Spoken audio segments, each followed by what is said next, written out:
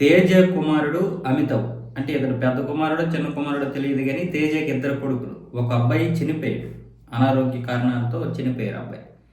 ఇప్పుడు ఉన్నటువంటి అబ్బాయి ఏమొచ్చేసి పెద్దవాడు అయిపోయాడు. ప్రస్తుతానికి ఇతడు వ్యాపారంలో స్థిరపడాలని అన్ని రకాలుగా చూస్తున్నాడు. ఇలాంటి సమయంలో కొంత డబ్బు కూడా సేవ్ చేసుకున్నాడు.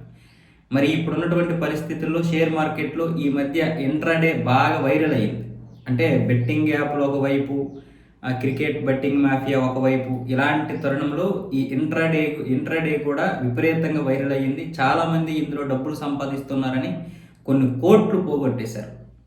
ఈ ఇంట్రాడేలో బెంగళూరు, చెన్నై లాంటి మహానగరాల నుంచి మోసగాళ్ళు తయారయ్యి ఎంతోమందికి ఫోన్ కాల్ చేసి మేము ఇది చేస్తాం అది చేస్తాం అని చెప్పి కూడా చాలామందిని ముంచేశారు.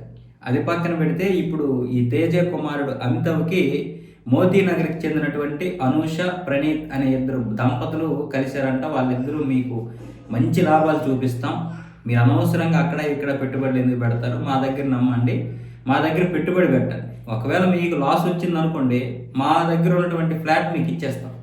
మోతీనగర్లోనే ఒక అపార్ట్మెంట్లో ఫ్లాట్ ఉంది, ఆ ఫ్లాట్ విలువ కూడా 60 లక్షలు చేస్తుంది అన్న విధంగా వాళ్ళు మాట నమ్మించారు.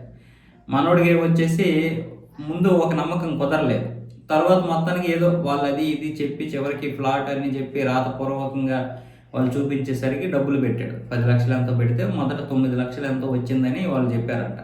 అవేవో ఫేక్ డాక్యుమెంట్లన్నీ చూపించి నమ్మించారు. దాంతో 63 లక్షల రూపాయల వరకు పెట్టుబడి పెట్టేశాడు. 63 లక్షల రూపాయల వరకు పెట్టుబడి పెట్టేస్తే తర్వాత ఎంక్వైరీ చేస్తే ఒక్క రూపాయి కూడా లాభం లేదు, అసలు కూడా లేదు. అసలు వీళ్ళు పెట్టారో పెట్టలేదు కూడా తెలియదు. మొత్తానికైతే ఇప్పుడు ఆ ఫ్లాట్ ఉంది కదా, ఆ ఫ్లాట్ కూడా ఒక పెద్ద ఫేక్ అని తెలిసింది. దాంతో ఇప్పుడు జూబ్లీ హిల్స్ పోలీస్ స్టేషన్లో కేసు అయితే నమోదు చేశాడు. కానీ ఇప్పుడు ఈ డబ్బులు వస్తాయని నమ్మకం లేదు. ఒకటి, పోలీసులు కూడా వాళ్ళతో కొమ్మక్కు అవుతారు. 2, దీనికి ఆధారాలు ఉండవు. 3, ఈ ఫేక్ ఇదంతా, వీళ్ళు ఇలాంటి ఎంతోమందిని మోసం చేస్తారు. కాబట్టి వాళ్ళు జైలుకి వెళ్ళిపోయినా నష్టం ఉండదు. వాళ్ళ ఆస్తులు సంపాదిస్తే వాళ్ళ పేరున రూపాయి ఉండదు, వాళ్ళ పిల్లల పేరునో వాళ్ళ అమ్మనాన్నల పేరునో ఇంకెక్కడో దాస్తారు అవి. కాబట్టి ఇప్పుడు తేజ కుమారుడికి ఈ డబ్బులు వస్తాయని నమ్మకం అయితే లేదు. ఇలాంటివి మనం చూసి నేర్చుకోవడమే తప్ప ఇంకొకటి ఏమి లేదు. అంటే ఈజీ మనీకి కూడా మనం ఈ మధ్య ఎక్కువ అలవాటు పడిపోయి కూడా ఇలాంటివి. అంటే ఇప్పుడు ఒక వ్యక్తి వ్యాపారంలో స్థిరపడాలనుకుంటున్నాడంటే ఎంత నమ్మాలి, అంటే ఎన్ని ఎంక్వైరీలు చేయాలి. మనం వెంటనే డబ్బు ఇచ్చేసి అది రాలేదు ఇది రాలేదంటే అలా మనలో కూడా కొంత తప్పు ఉంది. కాబట్టి ఆ తప్పుని సమర్థించుకోవడానికి ఇప్పుడు మనం కూడా చాలా విధాలుగా ట్రై చేస్తాం. అది తప్పు లేదు, కేసు పెట్టడం తప్పు కాదు, కానీ మనం గ్రహించుకోవాలి.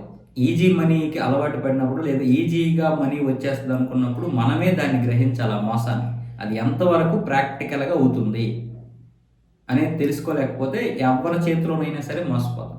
చివరికి మన కుటుంబ సభ్యుల చేతిలో కూడా మోసపోతాం మనం.